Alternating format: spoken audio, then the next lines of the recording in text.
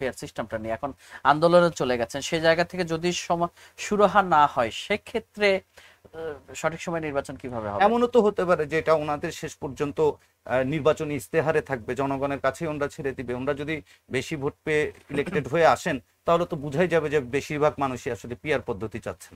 মনে হয় না যে জামাত, ইলেকশন তো একটা ইলেকশনের বাইরে থাকার মতো দল। পিয়ার পদ্ধতি এখন যে রাজনৈতিক যেইভাবে মোকাবেলা করার চেষ্টা করা হচ্ছে, সেই পিয়ার পদ্ধতির বিষয়টা হচ্ছে যে আপনার এটা ক্লিয়ার, জনগণের কাছে আসলে ক্লিয়ার করতে চাচ্ছেন ওনারা। আমার কাছে যেটা মনে হচ্ছে যে জামাতে ইসলামী যেটা আপনার চাচ্ছেন। অবগতির জন্য জামাতের যে কর্মসূচি চলছে পেয়ারের দাবিতে, আজও কিন্তু সারা দেশের উপজেলা পর্যায়ে জামাত বিক্ষোভ করেছে পেয়ারের দাবিতে। জি, তা সুতরাং এটা সামনে যতই ঘনিয়ে আসছে, এই আন্দোলন সংগ্রামগুলো নির্বাচনকে কতটা আশঙ্কার মধ্যে ফেলবে? আমি একটু আসছি এই এই বিষয়টাতে। তো আমার কাছে যেটা মনে হয়েছে, বাংলাদেশের মানুষের কাছে এই পিয়ার পদ্ধতিটা তো আসলে একটু নতুন, এক ধরনের চমকের মতো, এবং এটা বুঝতেও পারতেছে না এটা কি। এটার বিষয়টা সিম্পল ভাবে যদি আমরা দেখি তাহলে হচ্ছে যে আপনার পিয়ার পদ্ধতিটা হচ্ছে, ধরেন একজন মানুষ 30 ভোট পেল, আর তার সাথে আরো যে 4-5 জন দাঁড়িয়েছে, সে 30 ভোট পেয়ে পাশ করলো, দেখা গেল 25 ভোট পেয়েছে একজন, 20 ভোট পেয়েছে আর একজন, 15 ভোট পেয়েছে আর একজন। তাহলে যোগ করলে দেখা যাচ্ছে 20, 15, 35 আর 10, 45% ভোট আসলে তার বিপক্ষে দেওয়া হয়েছে। কিন্তু আসলে ভোট পাইছে উনি 30%, এই কারণে উনি পাশ করে গেলেন। তো তার মানে বেশি মানুষ যার বিপক্ষে ভোট দিলেন তিনি আসলে ইলেক্টেড হয়ে গেলেন। এটাই হচ্ছে পিয়ার পদ্ধতির বিষয়টা এরকমই, যে তাহলে কি করা যায়, তাহলে হচ্ছে যে যে 30% ভোট পেয়েছে তাকে 30%-এর অনুপাতে সিট দেওয়া হবে, যে 25% ভোট পেয়েছে তাকে 25%-এর অনুপাতে সিট দেওয়া হবে, যে 15% পেয়েছে তাকে 15% অনুপাতে সিট দেওয়া হবে। মানে এটা যে আপনি একদম খারাপ তা বলার কিন্তু কোনো অবকাশ নেই, কারণ কিন্তু এটা এখানে তো এটা এটা এখানে অনেক তো জায়গাতে ব্যক্তির জায়গাতেই থাকছে না। এখন প্রবলেমটা হয়ে যাচ্ছে যেটা, সেটা হচ্ছে যে আপনার এখানে ইন্ডিভিজুয়াল যে ক্যান্ডিডেটরা আসবেন তাদের ব্যাপারে কি করা হবে এই জিনিসটা আবার এখানে ক্লিয়ার না। তো মূল সমস্যাটা যেখানে, যে আপনার এই জিনিসটাকে তো বুঝাতে হবে মানুষের কাছে। বাংলাদেশের মানুষ তো লাইন দিয়ে ভোট দেয়, এই যে প্রার্থী দেখে ভোট দেয়, তখন তো আর প্রার্থী দেখে ভোট হবে না, দল ভিত্তিক ভোটটা হবে। তো এই জিনিসগুলোকে জামাত যেহেতু তার একটা নতুন একটা চেষ্টা হচ্ছে পিয়ার পদ্ধতিটাকে ইন্ট্রোডিউস করা, তো সেই কারণেই ওনারা এই আন্দোলনটা করছেন।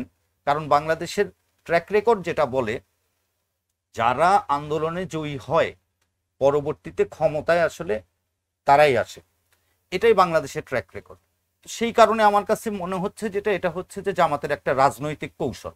তো একটা রাজনৈতিক দল তো একটা কৌশল নিতেই পারে, কিন্তু তার সাথে যে ইলেকশন হওয়া না হওয়ার যেই বিষয়টা, আমার কাছে একদমই তা মনে হয় না। আমি আমার মনে হয় যে ইলেকশনটা যথাসময়ে হবে। এটা কিন্তু ওনারা কিন্তু তারা রাজনৈতিক কৌশল। যদি এটা এটা মাঠ থেকে তারা যেহেতু ডায়লগে ছিল, আলোচনার টেবিলে ছিল পেয়ার পেয়ার সিস্টেমটা নিয়ে, এখন আন্দোলনে চলে গেছেন, সেই জায়গা থেকে যদি সুরাহা না হয় সেক্ষেত্রে সঠিক সময় নির্বাচন কিভাবে হবে? এমনও তো হতে পারে যে এটা ওনাদের শেষ পর্যন্ত নির্বাচনী ইস্তেহারে থাকবে, জনগণের কাছে ওনারা ছেড়ে দিবে। ওনারা যদি বেশি ভোট পেয়ে ইলেক্টেড হয়ে আসেন তাহলে তো বুঝাই যাবে যে বেশিরভাগ মানুষই আসলে পিয়ার পদ্ধতি চাচ্ছেন, তাই না? ব্যাপারটা তো, এটা তো সময়ের সাথে সাথে অনেক কিছুই চেঞ্জ হতে পারে। তো সেই ক্ষেত্রে আগাম মন্তব্য করা, যেহেতু সরকার এখন পর্যন্ত একদম স্থিরভাবে বলছে প্রতি জায়গাতেই যে ফেব্রুয়ারিতে ইলেকশন হবে, এবং এবার আপনি যেটা বললেন যে এই জাতিসংঘেও এই কথাটা উঠবে এবং এটাই বলা হবে।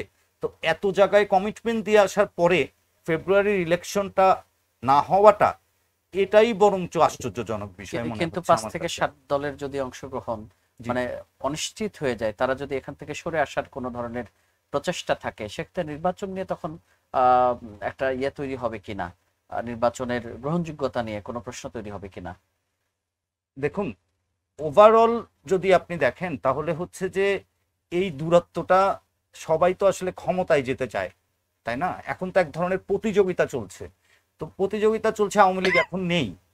এখন এই প্রতিযোগিতার ভিতরে যে আগায় যেতে পারবে সে পাশ করবে, এই হিসাবের ভিতরে আসতেছি, আর সেই সরকার গঠন করবে।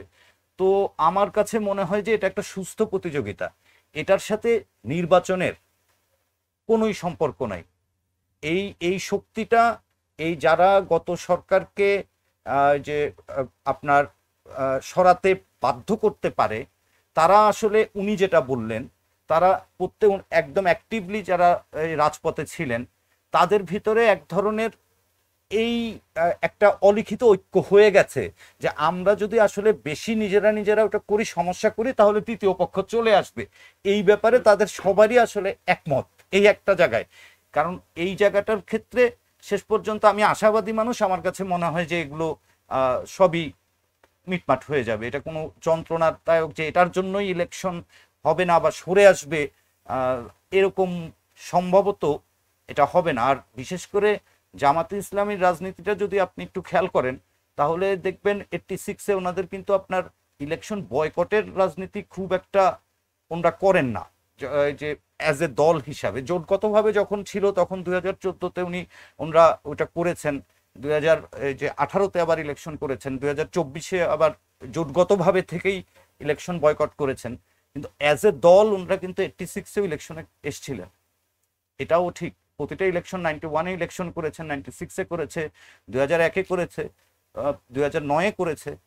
তো অতএব আমার মনে হয় না যে জামাত ইলেকশন তো একটা ইলেকশনের বাইরে থাকার মতো দল।